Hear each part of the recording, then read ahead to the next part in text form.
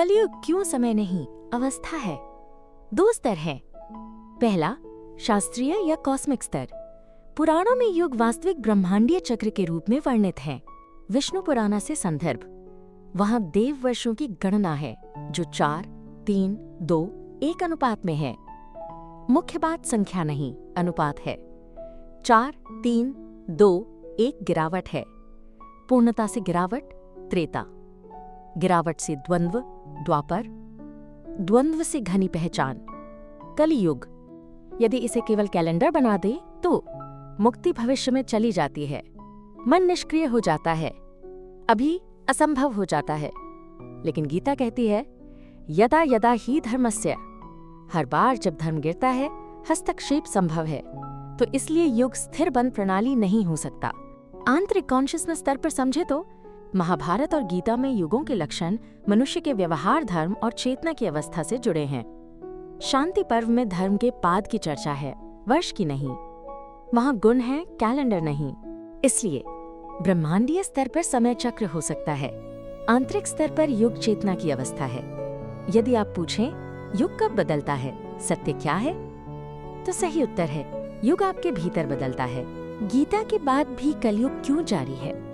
गीता अर्जुन को दी गई थी, समस्त मानवता को सामूहिक रूप से नहीं। ज्ञान दिया गया पर सामूहिक चित्त नहीं बदला। युद्ध के बाद भी अश्वत्थामा ब्रह्मास्त्र छोड़ता है, युधिष्ठिर शोक में, World is dark. भीष्म उपदेश Who is देते saying हैं। this? इसका अर्थ व्यक्तिगत जागरण तो हुआ पर सामूहिक रूपांतरण नहीं। कलयुग जारी इसलिए है क्योंकि पहचान यानी अहम जारी है। अहम तत्व और कलयुग। अहम क्या है? मैं करता हूं की धारणा। जब तक अच्छाई भी मेरी, गलती भी मेरी, निर्णय भी मेरे, तब तक द्वंद्व रहेगा। चेतना पर चित्ताकाश रूपी बहुत सारी परतें हैं। वो परतें क्या हैं? साक्षी की परत, मन की परत, भय की परत, नैतिकता की परत और स्मृति की परत।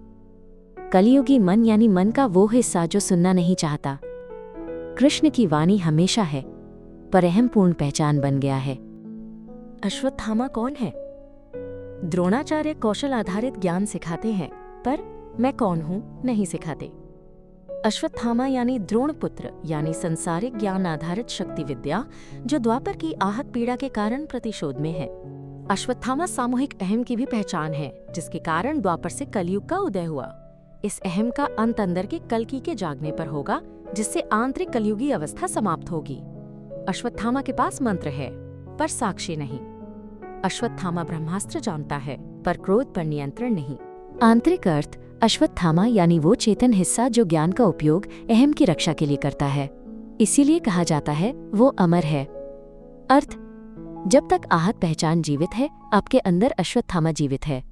द्रोण भीष्म आज भी कहाँ दिखते हैं? द्रोण यानी कौशल आधारित ज्ञान जो मैं कौन हूं नहीं सिखाता। भीष्म यानी जमी हुई नैतिकता, उच्च आदर्श परंतु जीवित चरता। ये पात्र बाहर नहीं भीतर के तत्व हैं। जब भी आप सही जानते हैं पर छोड़ नहीं पाते, आपके अंदर भीष्म दिखते हैं। कुशल हैं पर आत्मदृष्टि नहीं, आपके अंदर द्रोण दिखते हैं। आहत होकर प्रतिक्रिया करते हैं, आपके अंदर अश्वत्थामा दिखते हैं। आंतरिक युद्ध में युग परिवर्तन कैसे घटता है? कलयुग। अश्वत्थामा तत्व ज्यादा हावी, एक पाद। अश्वत्थामा संरचना में ज्यादा हावी है।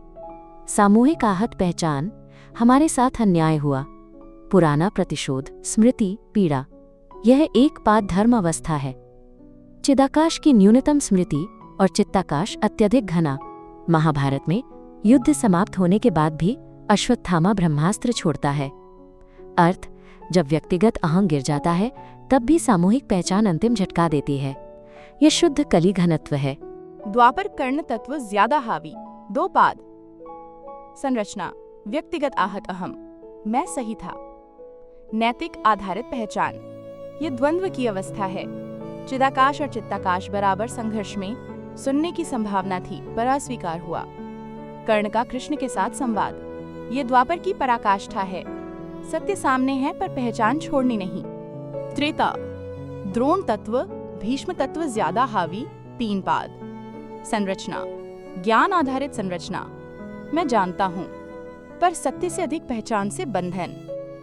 चिदाकाश प्रमुख घनत्व है, परमैन सूक्ष्म रूप से सक्रिय। त्रेता में दशरथ भरत जानते हैं कि अधर्म है, फिर भी बंधे हैं। यह त्रेता की नैतिक संघर्ष अवस्था है। सत्ययुग 4 पाद, सत्य के निकट पर भीष्म तत्व प्रकट होने का खतरा। सत्ययुग की संरचना, अहम विहीन उच्च नैतिक आचरण। यहाँ भीष्म तत्व प्रकट होने का खतरा हमेशा है। भीष्म अधर्म को पहचानते हैं, पर उनकी प्रतिज्ञा उच्च नैतिकता को जड़ बना देती है। उनका पतन शिखंडी को सामने लाकर होता है। शिखंडी यानी जहाँ से कुछ नया पैदा नहीं होता वो ही जड़ता है। ये क्या दर्शाता है? जब जमी हुई नैतिकता अपनी ही पहचान से प्रश्न में आती है तो गिरती है। सत्ययुग सत्य के सबसे निकट है, पर प्रतिज्ञा आधारित होते ही उच्च नैतिकता जड़ हो जाती है। इसलिए सत्ययुग से भी फिर से फिसलने का खतरा है, और उस खतरे को वापस नहीं होने देने के लिए ही भीष्म शीर्षशैया पर पड़े हुए थे, ताकि वो सत्य उद्घाटित कर सके, जिसके कारण द्वापर तक पहुंच गए। अब क्रम देखते हैं। सत्ययुग अवस्था, भीष्म तत्व प्रकट होने का खतरा, घनत्व, अहम विहीन उच्च नैतिक आचरण। सत्य के निकट, त्रेता अवस्था, द्रोण तत्व, भीष्म तत्व ज्यादा हावी, घनत्व, ज्ञान आधारित पहचान। द्वापर युग अवस्था, कर्ण तत्व ज्यादा हावी, घनत्व, व्यक्तिगत आहत अहम। कलियुग अवस्था, अश्वत्थामा तत्व ज्यादा हावी, घनत्व, सामूहिक पीड़ा। कलियुग से सतयुग में जाने का साधन, सुदर्शन यानी सही दृष्टि, कृष्ण यानी चिदाकाश। जब चिदाकाश की शुद्ध दृष्टि चित्ताकाश के भ्रम पर पड़ती है, वही सुदर्शन है, और आप वो कल्कि है जिसे ये करना है। युद्ध में युग परिवर्तन, महाभारत में युग परिवर्तन कैसे घटता है? चित्ताकाश का चिदाकाश में विलय, भीष्म गिरते हैं, जमी नैतिकता ढहती है, द्रोण गिरते हैं, ज्ञान अहम ढहता है, कर्ण गिरता है, व्यक्तिगत आहत अहम ढहता है, दुर्योधन गिरता है, आक्रामक मैं ढहता है, अश्वत्थामा अंतिम झटका देता है, सामूहिक कथा उजागर होना। इसके बाद शांति पर्व यानी चित्ताकाश मन के ढहने के बाद दृष्टि का परिष्कार। अब कलियुग से सतयुग की यात्रा को चिदाकाश चित्ताकाश में समझते हैं। चिदाकाश यानी शुद्ध चेतना, चित्ताकाश यानी मैं अलग हूं की धारणा का क्षेत्र। अब देखें 4, 3, 2 और 1 पाद क्या दर्शाता है। सत्ययुग 4 पाद, संरचना 4 पाद यानी पूर्ण अखंडता, चिदाकाश 100%, चित्ताकाश 0%। अवस्था, कोई आंतरिक संघर्ष नहीं, कोई स्वार्थ सुरक्षा नहीं, धर्म स्वभाव है, ये समय नहीं, निर्विकल्प दृष्टि है।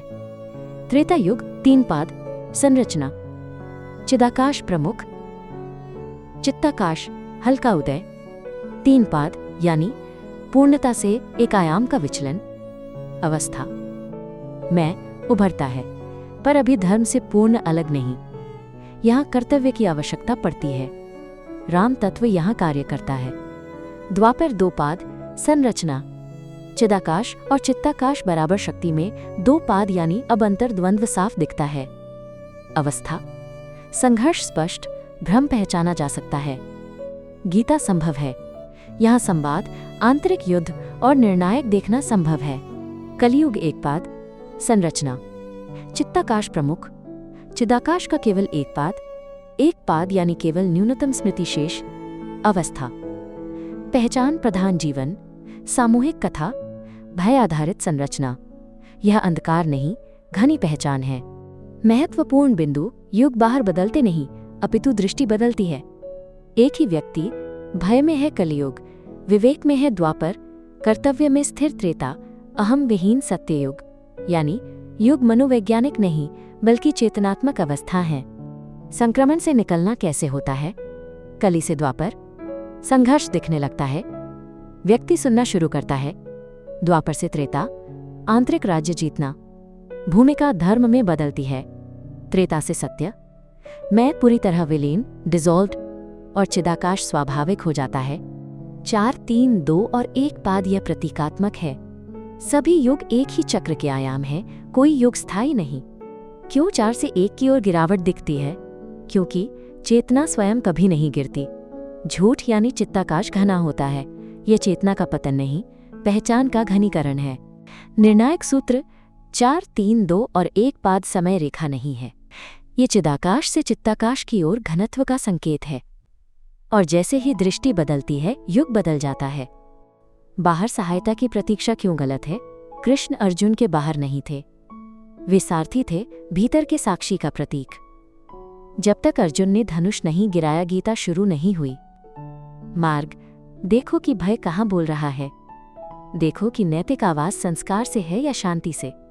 कर्तापन को पकड़ो, देखो और प्रश्न करो। प्रतिक्रिया से पहले ठहरो। सत्य बाहर से नहीं आएगा, वो पहचान के पीछे पहले से है। अंतिम स्पष्टता, यदि युग समय होते तो सत्य युग अतीत होता, तो मुक्ति भविष्य में होती। लेकिन यदि युग अवस्था है तो सत्य अभी संभव है, और इसीलिए आपके अंदर की कलयुग अवस्था कली अभी इस वक्त डिसॉल्व हो सकती है।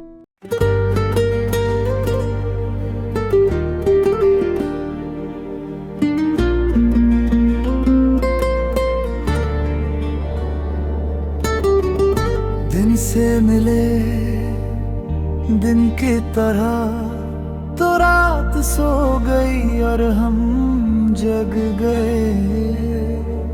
देखी थी पहले सुबह बहुत, पर अब उजाले हर जगह हो गए। खुला आसमान निहारे हमें कि हम खुद ही रोशनी हो गए।